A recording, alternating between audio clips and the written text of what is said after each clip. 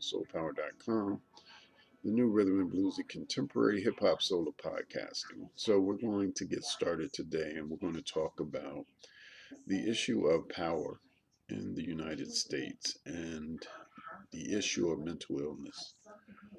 Basically, what we have in the United States is that America and Europe, which is the country that most of our European Americans are from, is racist and has a mental disorder. Now, in the mid 60s, some black psychiatrists, including Dr. Alvin Toussaint, who was popular on the Cosby Show and helped Cosby develop the show, he and some other black psychiatrists tried to bring this issue to the American Psychiatric Association, the APA, and they rejected the issue, saying that basically so many people are racist in the United States that it's a cultural issue, and thereby the culture would have to change, and that's a cultural issue, largely politics and culture, and not a medical issue. So racism continued. In 2005, I believe they tried to change it again, and again, nothing happened. So this is an issue of power, that white America has power, a power elite in particular.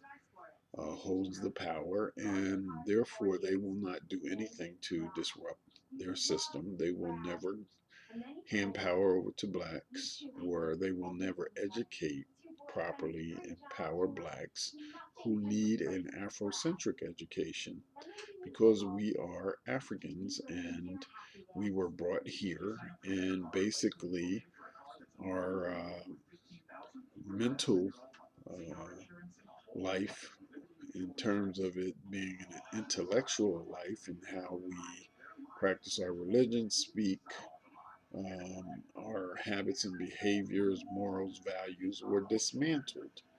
Therefore, to get back to our Africanness, we have to first acknowledge that we are in a system of power that is meant to dominate us. It uses stereotypes to basically um, teach our people that we are ugly, and teach the world that we are ugly through Hollywood movies. I call it Hollywood because it's weird. And therefore, once you start using stereotypes to help you dominate, big black lips are ugly, big noses are ugly, and white skin is beautiful, and on we could go. So you're dealing with a dominant power, dominant culture, and a subordinate culture, black people, other minorities, but black in particular, who were enslaved. You're dealing with the stereotypes, which is basically planting inferiority in the minds of blacks and superiority in the minds of whites. You're also dealing with exploitation, which is some of the issues I just talked about. Big black lips are ugly.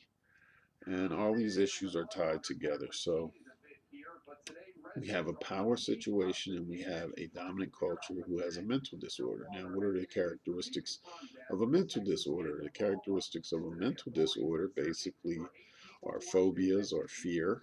And we know that a black man getting in the elevator instills fear in a white woman, in the sense that she'll clutch her purse. If you ever been to the mall or Walmart or somewhere, you know that when you pull up next to a white person who's getting out of their car, they often double click their locks, right? See this all the time. So the characteristics are fear or phobia, a distorted perception.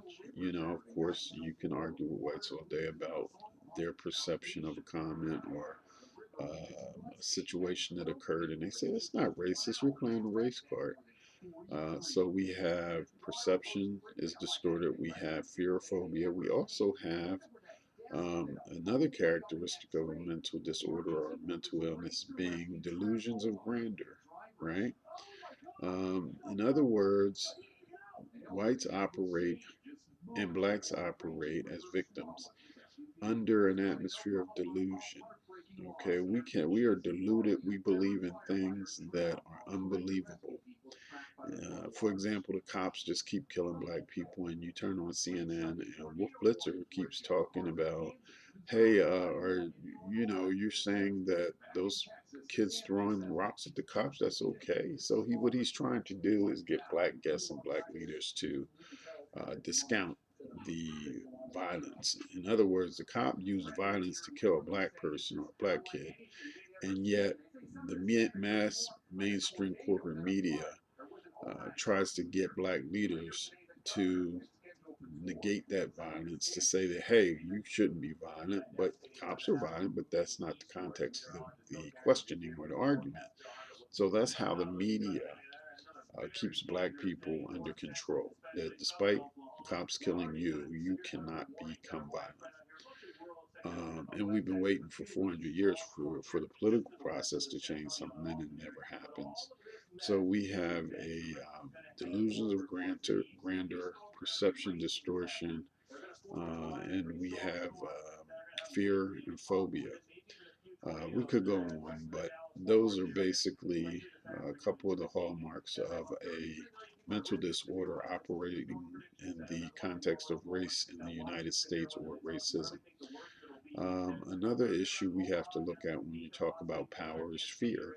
And basically, slave masters instilled fear in blacks that is still quite evident today. And that fear is about the fact that if you do anything to try to disobey my orders on this plantation, you will be whipped and you will be killed eventually. If you try to escape, we will send the dogs after you. We will hang you, whip you, or put you in some sort of prison or containment.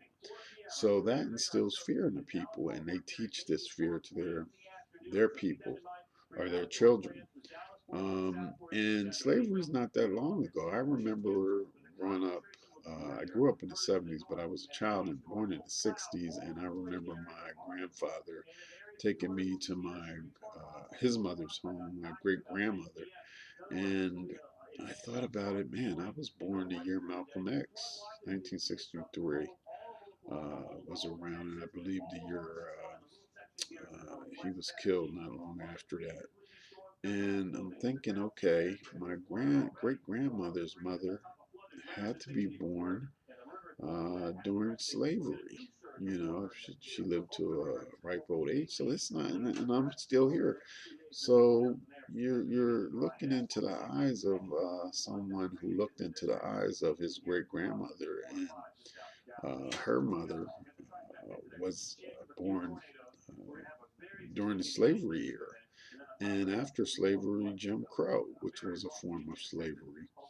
And so when you start thinking about the fact that slavery is not long ago, it's just a drop in the bucket in the history of time, and that the people in the system are still here that run the system, the power elite. The older white Americans teach the younger, they carry out the orders, believing in the American dream carrot being dangled before them, and therefore they have white privilege.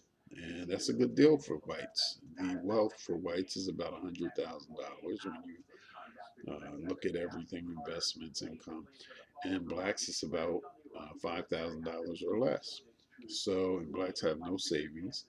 And so this is something that has to be considered not just only in terms of looking at the black poor, but the black middle class also is often one or two paychecks away from poverty. And what we have is a system. In other words, a black professional with a degree, and I have 2 degrees, and I have been fired a couple of times because of racial discrimination. And I fought and I won some settlements, and that's because I knew what I was getting into. To be at least in terms of in the process of becoming a free black man, you have to first get over your fear. And I don't go looking for trouble. It's just the fact that when you're successful in black in a professional environment, they will try to change your job. They may make threats to you. They want to treat you differently, and so you have to make a decision as to whether or not you're scared. Now, of course, you're political and you're smart, and you try to control your emotions, but they keep coming at you. Once they have their eye on you, or once you're a threat, because of your intellect and intelligence. And in my case, working at a college, talking to kids about race and stuff, that's enough to put you under a microscope. But you cannot have black kids in any educational system, college or grade school, and not talk about race. But our system does that. So my responsibility as a free black man, African, or however you want to call yourself, is to also teach whites and blacks about race, and that's what I did. And kids eat the information up.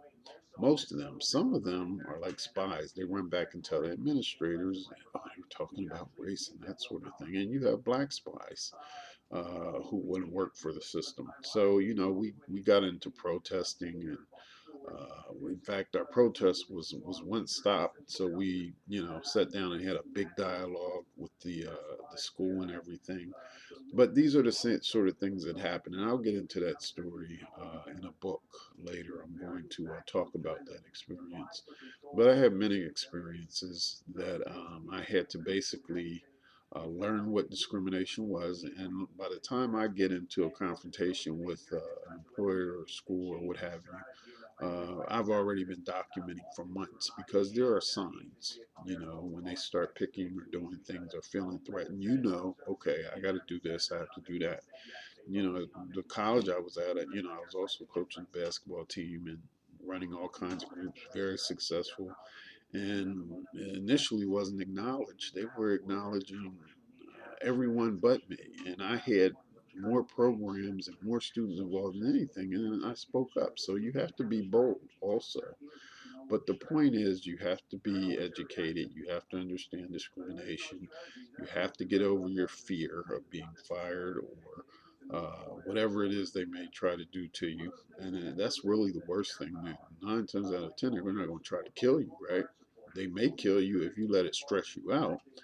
But I saw some studies when I was working on my grad degree in psychology that said basically that if you feel you can do something against to protect yourself or fight back when it comes to your oppressor exercising racism against you, the stress level goes down greatly. So, in other words, if you don't feel like you can fight back, if you're afraid and you're fearful, that's going to manifest itself in terms of your actions, and you won't fight your oppressor.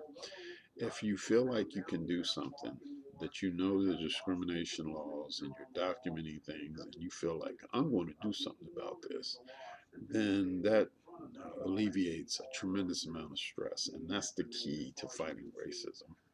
So I'm going to get into these subjects later and break them down. And I just want to say, check out my blog, universalsoulpower.com. That's universalsoulpower.com, the new rhythm and blues of contemporary hip hop soul to podcasting. And I will be back soon with another subject and chew on some of those facts that I talked about. Peace.